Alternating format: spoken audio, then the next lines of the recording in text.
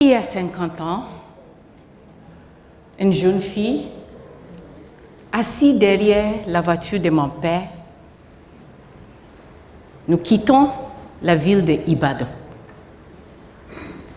dans l'ouest du Nigeria, en allant vers le village, ce qu'on appelle à l'époque village, notre ville natale. Un trajet peut-être de 150 km, 1h30. Mais un enfant qui regarde à gauche, qui regarde à droite, qui voit la beauté, les arbres, les forêts, les plantations. Mais ce n'est pas seulement ça.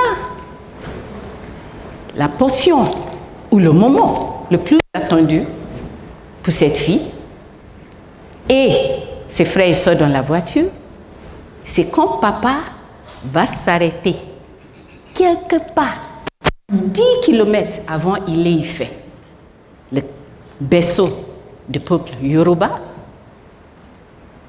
devant une vendeuse d'haricots, beignets d'haricots, qu'on appelle en Yoruba akara, qu'on appelle ici à Lomé gaou, qu'on appelle dans les langues de nos... Connaissez? Fried beans.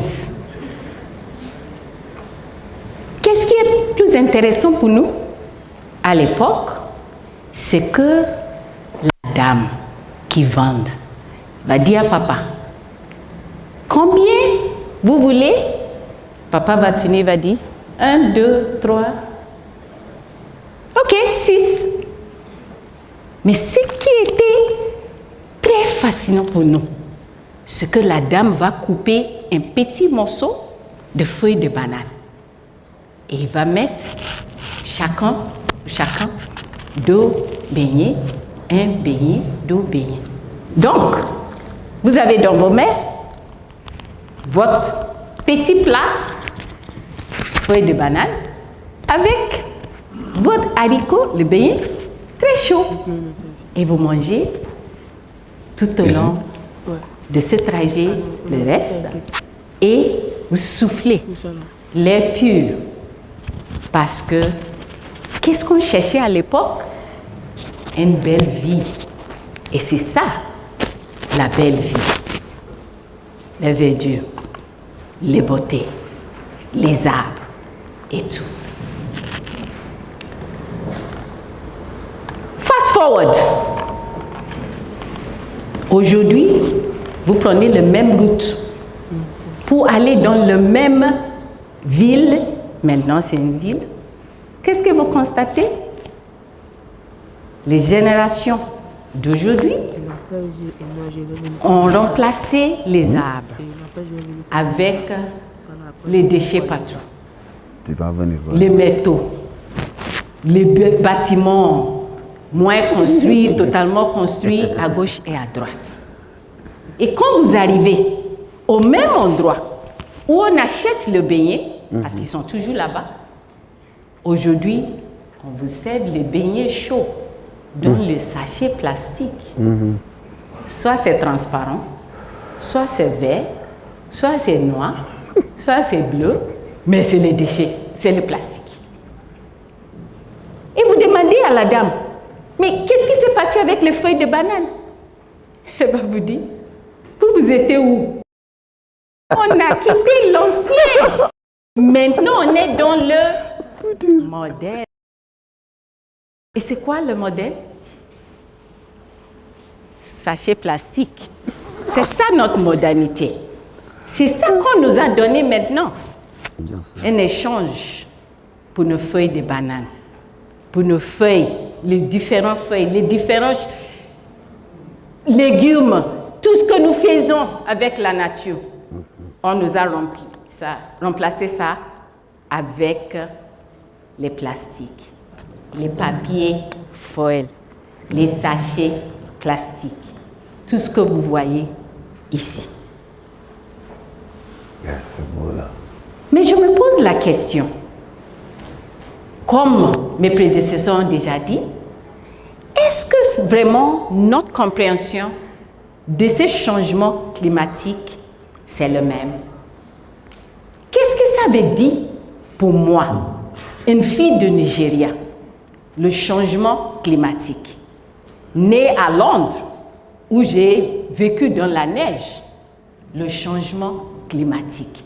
Aujourd'hui à Lomé, où je profite de soleil. Avant, aujourd'hui, ça est devenu un peu précaire. Tout le monde doit rentrer dans ce débat. Le débat ne peut pas rester exclusif aux gens qui vont à Paris, qui vont à Glasgow, parce que moi, j'ai l'habitude de dire, mon cop, c'est à Davier. Vous connaissez Davier? À Davier, je suis parmi ma famille, les femmes, les hommes, que nous appelons pauvres, ruraux, rural, vous choisissez les mots que vous voulez. Je dois être avec eux pour leur poser la question. Ça veut dire quoi pour vous, le changement climatique? Ça veut dire quoi pour vous, la fait que nous sommes envahis par ces plastiques, sachets plastiques, couleur vert, couleur jaune? Oui, c'est le sachet plastique. Vous voulez continuer à vivre comme ça? Ou vous pensez que nous pouvons faire quelque chose pour vraiment changer notre vie? C'est ça ma COP. Moi, c'est ça. Et pour vous, c'est quoi? On doit démocratiser le débat. Tout le monde doit être sur la lettre. Tout le monde doit être conscient de la fête. Pas seulement que nous entendons aller vers un désastre mondial. Prends ce que vous voulez.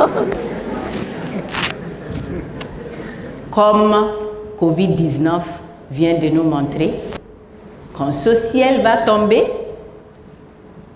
il ne va pas faire la différence entre le riche et le pauvre.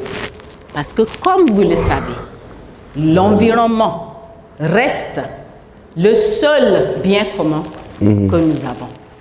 Il n'y a pas un environnement pour les riches, il n'y a pas un environnement pour les pauvres, il n'y a pas un environnement pour les noirs, et je ne sais pas qui est noir ici. Il n'y a pas un environnement pour les blancs. Nous avons tous les mêmes responsabilités pour ce que Edem vient de nous dire, Dieu nous a donné. Donc, le changement climatique pour moi requiert des réelles réponses. Et qui dit réel parle de R pour les relations, le E pour l'équipage ou équipement, l'adaptabilité, c'est ça le A, et le leadership, c'est le L. Et je vous donne un exemple, parce que je sais qu'il y a ceux qui pensent que je voulais boire de l'eau, mais pourquoi pas? Cette situation a besoin de ça, boire un peu de l'eau. Donc, notre relation avec l'environnement, je vous explique avec ces bouteilles d'eau. Je prends cette bouteille d'eau, je finis à boire ce qui est dedans. J'ai un choix. Le contenu que vous voyez, plastique, soit je le jette dans la rue, ou je prends un des poubelles, je le mets dedans. Ou je fais ce qu'on nous dit de faire. Essayez de le réutiliser. Vous voyez? Vous pouvez, à partir de ce bouteille, créer un petit banc. Vous enlevez ce petit plastique ici, là, et vous coupez ça en petits morceaux, mettez ça sur le métier et vous pouvez sortir sorti une jupe. Et ça, le plus intéressant, ce bouchon-là, ne le jette plus, hein, ne le jette plus. Vous avez besoin d'un carreau dans vos jardins. C'est le plus beau carreau matière pour faire les carreaux que vous avez dans vos mains. OK? Après, je vous donne les recettes. Maintenant, on doit continuer. Vous voyez les pneus usés? Avant, ça ne coûte rien dans la rue. Mais aujourd'hui, à cause de ceux qui savent qu'on doit avoir une relation avec l'environnement, maintenant ça coûte 100 francs si vous avez besoin de ça. L'équipement ou l'équipage, ou soyez équipés. Pensez ce que vous voulez. Le changement est inévitable. On doit changer notre façon de réfléchir. Regarde ce qu'on a fait maintenant avec les feuilles de banane. On peut utiliser ça dans nos supermarchés. Transformer ces plastiques en plusieurs choses. C'est ça l'innovation. C'est ça que nous avons besoin et créer des richesses pour la jeunesse africaine. L'adaptabilité. Vous voyez nos réalités aujourd'hui. Tout le monde doit rester masqué. Moi-même, j'avais mon masque. C'est parce que je suis un peu loin de vous que j'ai enlevé ça. Qu'est-ce qu'on nous demande aujourd'hui? D'apprendre à nos mamans que oui, on continue à travailler le terre, mais fait ça avec beaucoup d'attention pour ne pas tomber dans le même piège que nos ancêtres ont fait. Aujourd'hui, vous pouvez utiliser votre téléphone, vous pouvez utiliser l'énergie solaire, l'énergie renouvelable. Vous pouvez utiliser plusieurs choses pour faire avancer vos champs agricoles. Mais les choses les plus importantes pour nos mamans, c'est de leur rappeler qu'ils doivent être le propriétaire aussi de leur terrain. Et comment on fait ça? Le secret est ouvert. C'est là maintenant.